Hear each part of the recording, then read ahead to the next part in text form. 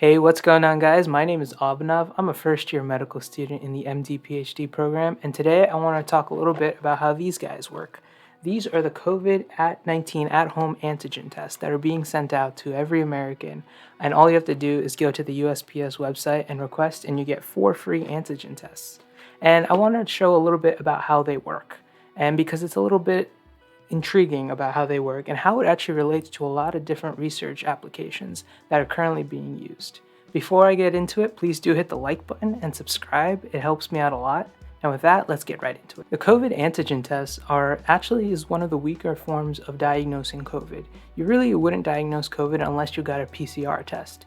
A PCR test, or a polymerase chain reaction, if you remember from your bio classes, is where you amplify nucleic acids. In terms of COVID, it's the RNA within the virus. You would amplify that.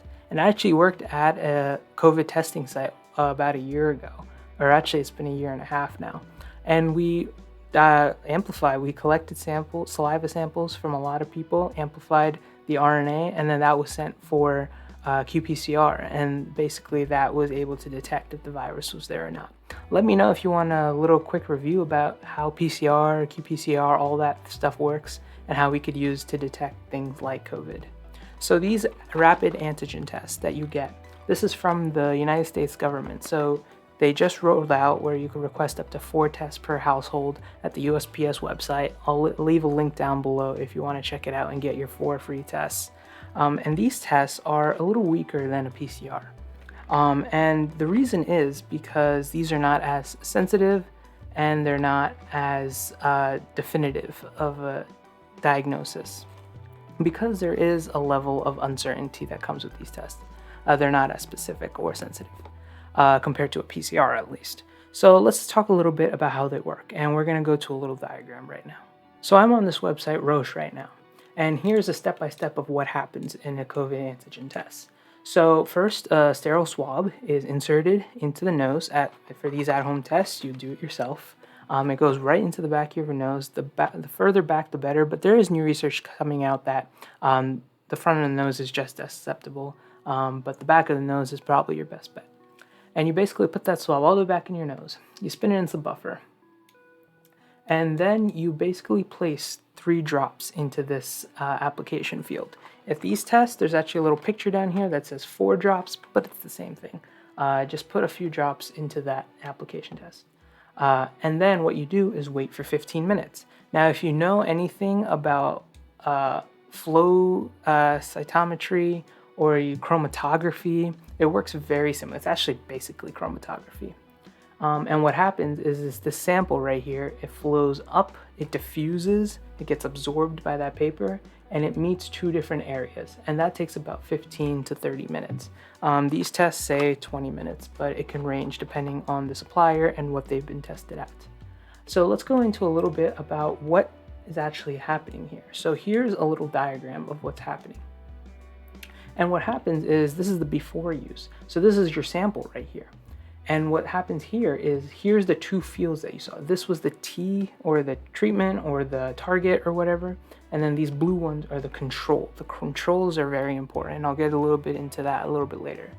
So what happens is, it's basically chromatography, if you've ever done that before. So this sample, this is your sample right here, with the antigens in it. And don't ignore like this antibody against antigen, whatever. What we're focused on is this antigen, the green things. And they flow up. And what these are actually antibodies. These are antibodies that have been engineered to detect, in this case, a COVID spike protein. And they bind to that spike protein. And if you know anything about antibodies and their antigen, it's a fairly strong bond. It's not permanent bond, but it is a fairly strong bond. So once they reach this antibody and they have a good affinity, so they bind, they're not going to really let go that easily, because this is just simple diffusion. And what happens is, here's a positive result right here.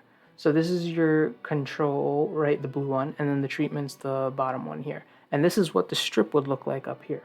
So if there is that antigen and you do have that COVID, the spike proteins will bind to that antibody. And then the controls will bind to the control antibodies. The controls are basically things that are in everyone's sample, and it's used to make sure that the test worked as intended. And this is a positive result. If the antigen binds to the antibody, it's labeled, the antibody is labeled, and it will express a color. Usually it's like red or something, and I've seen blue as well.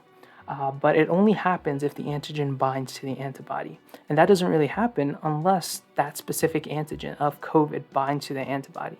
If something random happens to cross it, the antibody won't bind it, right? So there would be no active change in that structure of the antibody to express that color. And then here shows a negative result, so that there is no antigen, so there's nothing that bound to this antibodies that are recognizing the spike protein. But the control, importantly, is there. That shows you that you applied your sample correctly. The test works as intended, because basically this control is showing that the test is still viable, the antibodies are still viable, and you did the test correctly, like the correct methodology. Now, if we get into here, these are a few different things you could get, different results you can get. Here's positive, so you applied your sample right here, and here's the target, and here's the control. If both of them light up, that means you had the COVID spike protein get recognized as well as your control. And that shows that it's positive, that you have COVID. If it's negative, that would mean that you have nothing in the T, which is your test. That means you don't have the COVID spike in that sample, but the control, importantly, is lit up. If you don't have the control, as in these two examples, that test is really worthless. The control is very important. This is a positive control in this example, but the control is very important to make sure that the tests work perfectly, sort of. So what happens here is, yeah, you might have the spike protein, but the control's not there. So can you really trust that that test is accurate? Because something as simple as a control that everyone has should be on that test.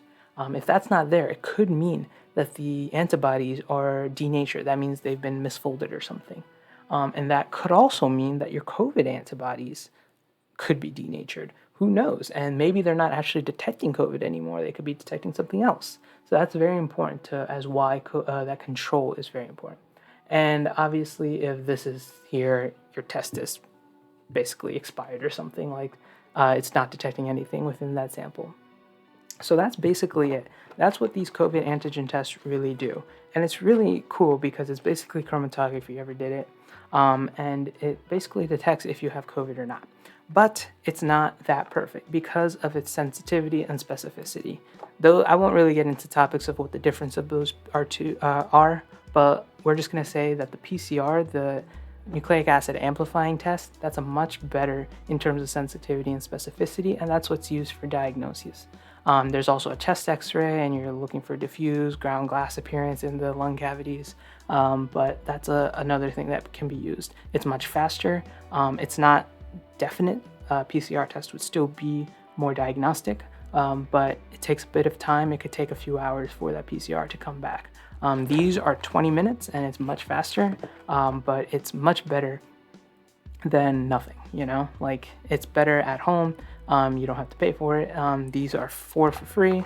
Obviously, there's lots of households with more than 4 people, and if all of them get COVID at once, like, it's not enough, but at least it's something. So that's about it. So if you do like this video, please do like and subscribe. It helps me out a lot. I hope you enjoyed learning a little bit about the antigen tests, and I hope you sign up to get your 4 free tests. I'll leave the link down in the description. All right, thanks, bye.